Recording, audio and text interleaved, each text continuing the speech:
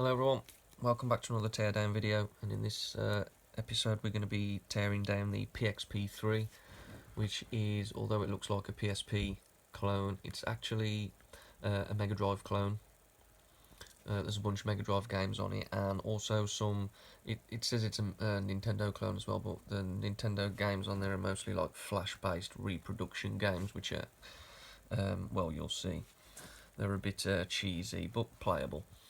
But yeah, this is, I've already took the battery compartment off the back and took the screws out to make this teardown a bit quicker.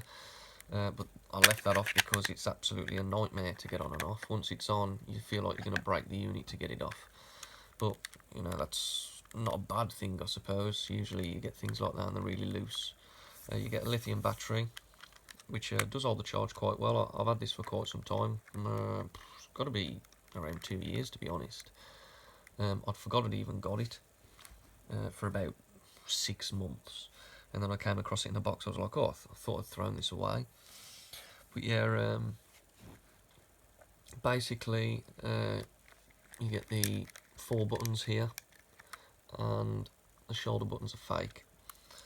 But you got your USB charging, you get TV out socket here, which is quite good, which will be nice for when I'm going to display the games.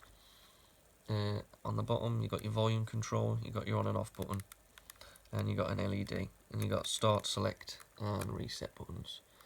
So if we just turn it on the button, we get a lovely rendition of Don't Cry For Me Argentina, and it says there's 999,888 games in one. Let's just turn that volume down a bit. But realistically there's about 53 games, and they just keep repeating.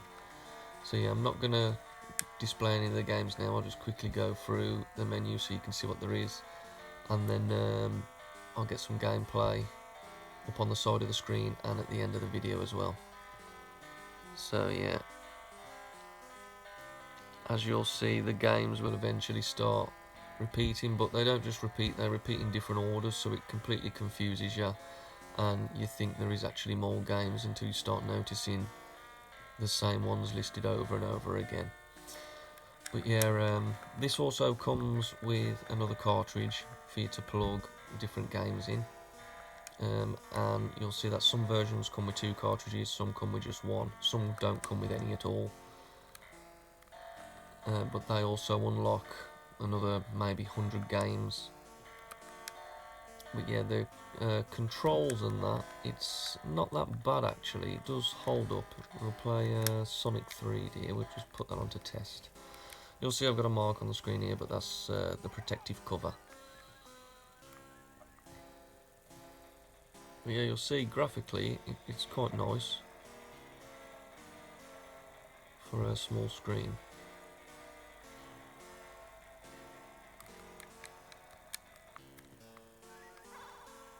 But yeah, overall, it's not a bad unit. I mean, it depends how much you pay for it. I picked up 2 of these quite a while ago, and I only paid like £8 for both of them. Is when the units were quite new. Not that many people knew about them, and I managed to snag a good deal off eBay. But now I've seen these anywhere from like £4 off AliExpress all the way up to £20. I mean, if you can pay under £10 for one, they're an absolute bargain. If you're paying £20 for one, then you might be okay with it, but if you're looking for a real good experience, then as always with the Megadrive clones, you get a lot of sound issues, and this does also have them, although it's not too bad. It is standable. If you're not completely familiar with the games, then you probably won't notice any difference at all.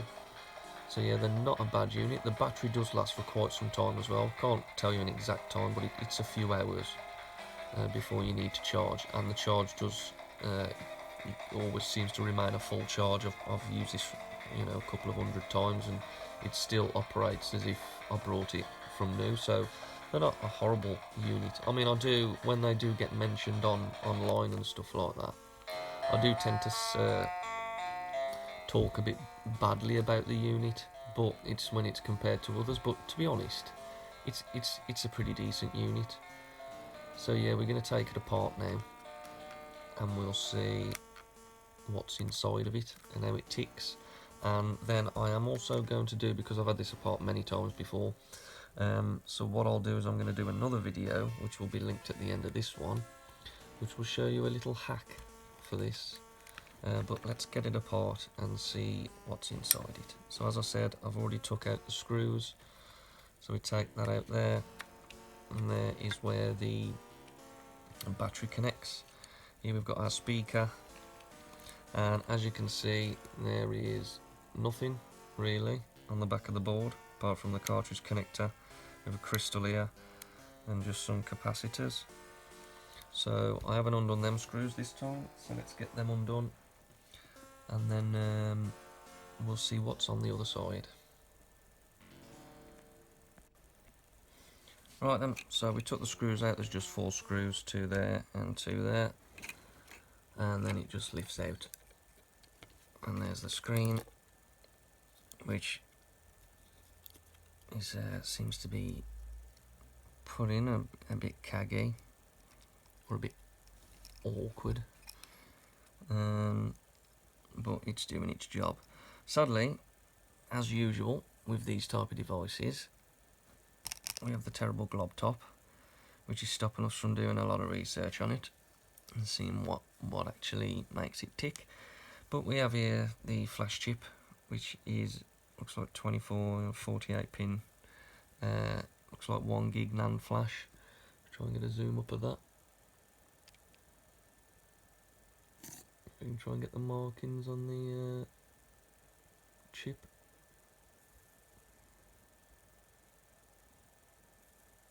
There we go. But yeah, not really a lot, sadly. One thing I do think is that because this is obviously a 1-bus device, and it claims that it can play Mega Drive and Nintendo games, then there's a good possibility we can switch this chip out from different 1-bus devices and see if the games work. Yeah, we've got a model number there, which was the 27th of October 2014 this one was made. So yeah, quite a simple device really, all based on the fact that everything is running under this 1-bus chip. We've got our buttons down here and our switches, which some of the soldering isn't looking too brilliant, but it's doing its job. And as I say, I've had it for a while and used it quite often.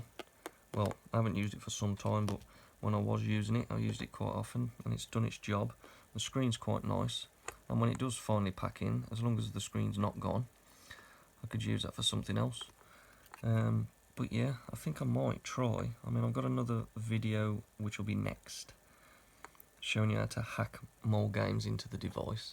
But I'm thinking if we can switch these chips out, then we might be able to actually make cartridges of our own. It's going to be a lot of wiring, but it's possible, I think, as long as this is interchangeable with other devices, which does mean pulling apart loads of different devices in order just to have some fun with this one, but that's the idea of fun.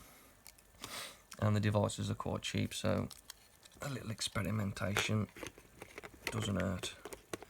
But yeah, that's not a lot to show you really, sadly, which is a common thing with these sort of devices. But I'll get some gameplay footage on the screen now, and then you can oh no, that's a bit strange, because it looks as if the speaker was originally supposed to go on the inside, but then they made it and it didn't fit. Oh, I knocked a button out.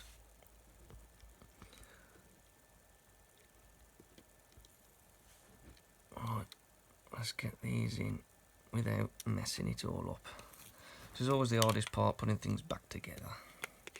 Which is why I've got a box full of consoles that are still in pieces from, what, 10 years ago.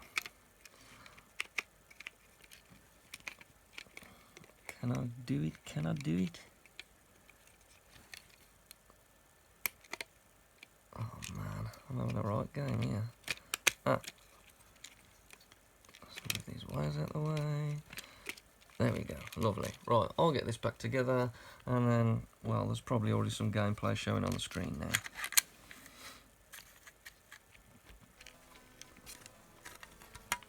But yeah, my final thoughts on the device is that if you've got a few quid to spare, then why not pick it up if you like your Megadrive games.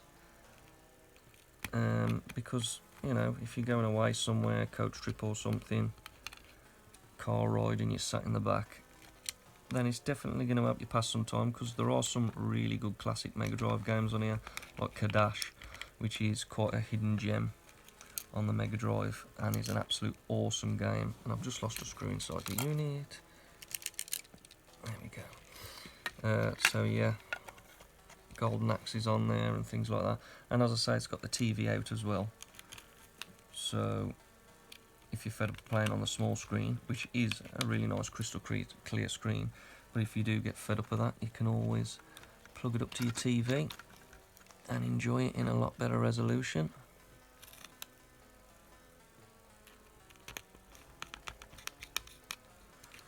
So yeah, thank you for watching, and we will be back on the next video showing you how to hack more games into the device. And then we've got some more plug and plays coming up soon. So thanks for watching. Please leave a thumbs up, and please subscribe if you haven't already. So, and come and join us on Twitter over at Retro Detect, and of course on the website retrodetect.com. So thanks for watching. See you in the next video, which will be clickable now.